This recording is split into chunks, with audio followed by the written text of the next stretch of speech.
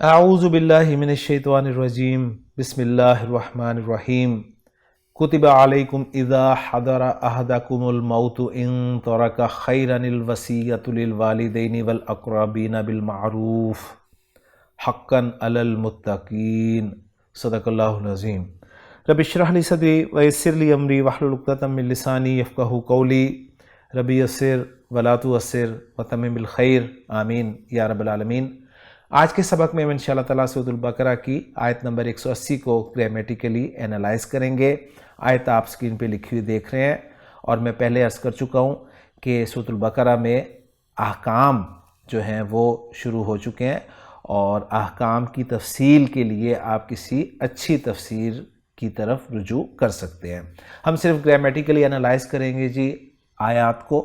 تو چلتے ہیں جی اس آیت میں استعمال ہونے والے پہلے جملے کی طرف، اور اگر میں اس آیت میں جو وقف کی علامات آ رہی ہیں وہاں تک جملے بناؤں تو شاید بات اتنی کلیئر نہ ہو، تو میں کوشش کروں گا کہ اس پوری آیت کو ایک ہی جملے کے طور پہ آپ کے سامنے رکھوں اور لفظ با لفظ میں آپ کو اینالائز کر کے بتاؤں۔ تو چلتے ہیں جی اس آیت میں پہلے لفظ کی طرف۔ پہلا لفظ آپ کے سامنے کتبہ لکھا ہوا ہے۔ یہ فعل ہے، فعل ماضی ہے، فعل ماضی مجہول ہے، اور مجہول کا ہمیں کیسے پتہ چلا ہے کہ پہلا حرف جو ہے وہ ہمارا پیش کے ساتھ آیا ہے۔ فعل ماضی میں پہلا حرف اگر پیش کے ساتھ آئے تو وہ فعل مجہول ہوتا ہے۔ فعل مجہول جب بھی آتا ہے اس کا نائب فاعل ضرور ہوتا ہے، اور نائب فاعل جو ہے وہ ضمیر بھی ہو سکتا ہے اور ظاہر بھی ہو سکتا ہے، ہوتا ضرور ہے۔ تو کتبہ کا نائب فاعل ابھی ہمیں دو چار الفاظ تک نظر نہیں آ رہا، ہم ایک ایک کر کے آگے چلتے ہیں تو انشاءاللہ تعالی بات ہمیں سمجھ آ جائے گی۔ تو کتبہ کا میں لفظی ترجمہ کروں گا جی فرض کر دیا گیا۔ آگے آ رہا ہے علیکم۔ علیکم جار مجرور کا مجموعہ ہے، اس کو ہم متعلق کر دیں گے کتبہ فعل کے، اور یہ بن جائے گا کتبہ علیکم فرض کر دیا گیا تم پر۔ ابھی ہمیں یہ نہیں بتایا جا رہا کہ کیا فرض کر دیا گیا۔ آگے آ رہا ہے اذا۔ اذا ہم جانتے ہیں کہ ظرف ہے، اور کبھی اذا جو ہے یہ شرط کے معنی بھی لیے ہوتے ہیں، اور اس وقت دو جملے عام طور پر اذا کے بعد ہوتے ہیں، جس میں ہم ایک کو شرط اور دوسرے کو جزا یا جواب الشرط بناتے ہیں۔ میں پہلے بھی آپ کو بتا چکا ہوں کہ اذا کے بعد جب ایک جملہ آئے تو اس وقت اذا کو مضاف کہتے ہیں، اور جملہ مضاف الیہ بنتا ہے، اور پھر مضاف اور مضاف الیہ مل کر پیچھے کے لیے مفعول فیہ بن جاتا ہے۔ تو یہاں بھی کچھ ایسی ہی صورت بن رہی ہے۔ ویسے تو یہاں پر اذا کو شرطیہ بھی مانا گیا ہے، لیکن میں کوشش کروں گا آپ کے سامنے بالکل آسان سی ترکیب رکھوں۔ تو اذا کو ہم ظرف بنا لیتے ہیں، اور اس کو ہم صرف ظرفیہ قرار دے رہے ہیں، اس میں شرط کے معنی کو نہیں لے رہے۔ اور جو حضر احدکم الموت ہے، اس کو ہم اذا کے لیے مضاف الیہ بنائیں گے، جس میں حضر فعل ماضی ہے، حضر یحضر باب نصر ینصر سے استعمال ہوتا ہے حضوراً، حاضر ہونا کے معنی میں۔ تو حضر فعل آ گیا، فعل معروف ہے، جب بھی فعل معروف آتا ہے اس کا فاعل ضرور ہوتا ہے، فاعل مرفوع ہوتا ہے۔ حضر کے بعد ہے احدکم۔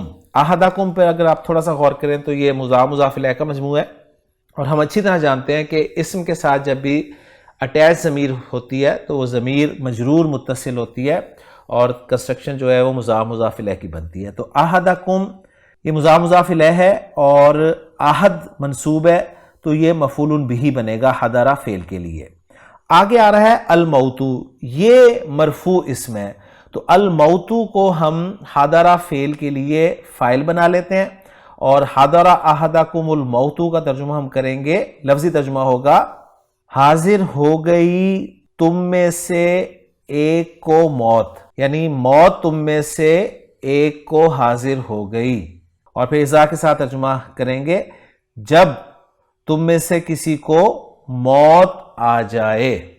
حضر فعل اپنے مفعول بہ اور فاعل سے مل کر جملہ فعلیہ خبریہ ہو کر یہ مضاف الیہ بن رہا ہے اذا ظرف کے لیے، اور اذا ظرف اپنے مضاف الیہ سے مل کر یہ کتبہ فعل کے لیے ہم مفعول فی بنا دیں گے۔ ابھی بھی ہمیں کتبہ فعل کا نائب فاعل نہیں ملا۔ آگے لفظ آ رہا ہے ان۔ ان ہم جانتے ہیں شرط کے لیے استعمال ہوتا ہے، اور جب بھی ان شرطیات ہے، آگے دو جملے ہمیں ضرور ملتے ہیں، ایک شرط ہوتا ہے، ایک جواب الشرط یا جزا ہوتا ہے. تو دیکھتے ہیں جی یہاں پر ہمیں کیا مل رہا ہے. ان کے بعد ترکا فعل ہے، ترکا یترکو باب نصر ینصر سے استعمال ہوتا ہے چھوڑنے کے لیے. ترکا اس نے چھوڑا، لفظی ترجمہ ہوگا خیرن. خیرن منصوب ہے تو یہ مفعول بہ بن گیا. ترکا فعل کے اندر جو ہوا کی ضمیر ہے وہ آہد کی طرف لوٹ رہی ہے، اور خیرن کا لفظ یہاں پر مال کے لیے استعمال ہوا ہے.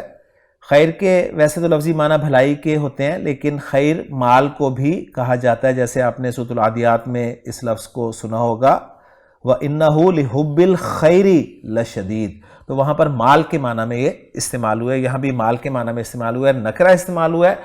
تو خیرن سے مراد جو ہے وہ بہت زیادہ مال لیا گیا ہے. باقی بات پھر وہی ہے کہ ڈیٹیل آپ کسی تفسیر میں دیکھ سکتے ہیں. ترکا خیرن فعل فاعل اور مفعول بھی مل کر جملہ فعلیہ ہو کے شرط ہو گیا. اور اس کا ہم ترجمہ کریں گے اگر وہ چھوڑے گا بہت سا مال، اگر میں وہ رائے سامنے رکھوں تو. نکرہ جو ہے یہاں پر کثرت کے لیے استعمال ہوا ہے. تو جواب الشرط مجھے ابھی نہیں ملا. مزید میں آگے چلتا ہوں. آگے آ رہا ہے الوصیۃ. لے جی الوصیۃ یہ آ گیا ہے کتبہ فعل کے لیے نائب فاعل. تو گویا جملہ کچھ یوں تھا کہ کتبہ علیکم الوصیۃ، تم پر وصیت فرض کر دی گئی ہے. اذا حضر احدکم الموت، جب تم میں سے کسی کو موت آ جائے. ان ترک خیرن، اگر وہ مال کثیر چھوڑے. اب اس کا جواب الشرط ہم بہرحال محذوف مان سکتے ہیں کہ اسے چاہیے کہ وہ وصیت کرے. اب یہاں پر ایک سوال یہ پیدا ہوگا کہ جب تم میں سے کسی کو موت آ جائے تو اس وقت وہ وصیت کرے، تو یہ تو ممکن ہی نہیں ہے. تو اس کا جواب یہ دیا گیا ہے کہ موت آ جانے سے مراد یہاں پر موت کے اسباب ظاہر ہو جانا مراد ہے. اب آگے پھر آ رہا ہے للوالدین. للوالدین جار مجرور ہے اور یہ متعلق ہو جائے گا الوصیہ کے. واو عاطفہ ہے اور اس کے بعد آ رہا ہے الاقربین، اور یہ معطوف ہے الوالدین کے لیے. تو گویا الوالدین جو ہے یہ معطوف علیہ ہو گیا، واو عاطفہ، اور الاقربین جو ہے یہ معطوف ہو گیا. معطوف علیہ اپنے معطوف سے مل کر یہ مجرور ہو گیا لام جارہ کے لیے، اور لام جارہ اپنے مجرور کے ساتھ مل کے متعلق ہو گیا الوصیہ کے. للوالدین والاقربین یعنی جار مجرور کو الوصیہ کا حال بھی قرار دیا جا سکتا ہے. اس کے بعد آگے آ رہا ہے بالمعروف. بالمعروف جار مجرور کا مجموعہ ہے اور اس کو بھی ہم حال بنا دیں گے الوصیہ کا، یعنی وہ وصیہ جو ہے وہ معروف طریقے سے ہوگی. اور اقرب ہم جانتے ہیں کہ قریبی رشتہ دار کے لیے استعمال ہوتا ہے. اب یہاں پر ایک سوال مزید یہ بھی پیدا ہوتا ہے کہ الوصیہ جو ہے یہ تو مؤنث لفظ ہے اور کتبہ جو ہے یہ مذکر کا صیغہ استعمال کیا گیا، تو یہ کیا وجہ ہے؟ تو میرا خیال ہے کوئی پریشانی والی بات نہیں ہے، اس لیے کہ الوصیہ جو ہے یہ غیر حقیقی مؤنث ہے، اور غیر حقیقی مؤنث کے لیے ہم فعل جو ہے وہ مذکر استعمال کر سکتے ہیں. اور دوسرے اگر فعل اور فاعل کے درمیان فاصلہ بھی آ جائے تو حقیقی مؤنث کے لیے بھی مذکر فعل استعمال کیا جا سکتا ہے، یہ تو پھر غیر حقیقی مؤنث ہے. آگے آ رہا ہے حقاً علی المتقین. حقاً جو ہے یہ منصوب استعمال ہوا ہے، تو اس حقاً کو صفت مان لیا جائے ایک محذوف مصدر کی، اور وہ محذوف مصدر جو ہے یا تو کتبہ فعل کے لیے نکالا جائے کتباً، یا پھر الوصیہ سے اساءً نکالا جائے، یعنی اس کو ہم مفعول مطلق بنائیں، اور علی المتقین جو ہے یہ پھر حقاً کے متعلق ہو جائے گا. تو اس طریقے سے اس پوری آیت کو ایک جملہ بنا کر ہی حل کیا جا سکتا ہے. اب اس کو اگر ہم بند کرنا چاہیں تو کچھ یوں ہوگا کہ کتبہ فعل مجہول اپنے متعلق، اپنے نائب الفاعل، اپنے مفعول فیہ اور اپنے مفعول مطلق سے مل کر جملہ فعلیہ خبریہ ہوا، اور پہلا جملہ ہے تو جملہ مستانفہ کہیں گے، جملہ استئنافیہ کہیں گے، لا محل لہا من الاعراب کی کیٹیگری میں چلا جائے گا. اور ان طرح کا خیرن جو ہے یہ شرط ہوگا، اور اس کی جزا جو ہے وہ محذوف ہوگی. یا ہم یوں بھی کہہ سکتے ہیں کہ ان طرح کا خیرن سے پہلے جو کچھ ہے یہ دلالت کر رہا ہے اس کی جزا پر. تو بڑی ٹیکنیکل سی آیت تھی، یعنی الفاظ کے اعتبار سے، گرامر کے اعتبار سے. تو بہرحال میں نے آپ کے سامنے کوشش کی ہے اس کو آسان ترکیب میں رکھنے کی. تو الحمدللہ جی آیت ہماری مکمل ہو گئی ہے. اب چلتے ہیں اس آیت کے اتھینٹک ترجمے کی طرف، جو کہ آپ سکرین پہ لکھا ہوا دیکھ رہے ہیں کہ کتب علیکم اذا حضر احدکم الموت ان ترک خیرا الوصیۃ للوالدین والاقربین بالمعروف حقا علی المتقین. کتب علیکم تم پر لکھ دیا گیا ہے، اذا حضر احدکم الموت جب تم میں سے کسی کو موت آ پہنچے، ان ترک خیرن اگر اس نے کوئی خیر چھوڑی ہو، الوصیۃ للوالدین والاقربین بالمعروف اچھے طریقے کے ساتھ وصیت کرنا ماں باپ اور رشتہ داروں کے لیے، حقاً علی المتقین متقی لوگوں پر یہ لازم ہے. تو اس طرح ترجمہ کرنا تو آسان ہوگا، لیکن گرامیٹیکلی اگر دیکھا جائے تو اس کی بہت ساری توجیحات کی گئی ہیں. تو میں نے کوشش کی ہے کہ آپ کے سامنے آسان جو ہے وہ بات رکھ دوں.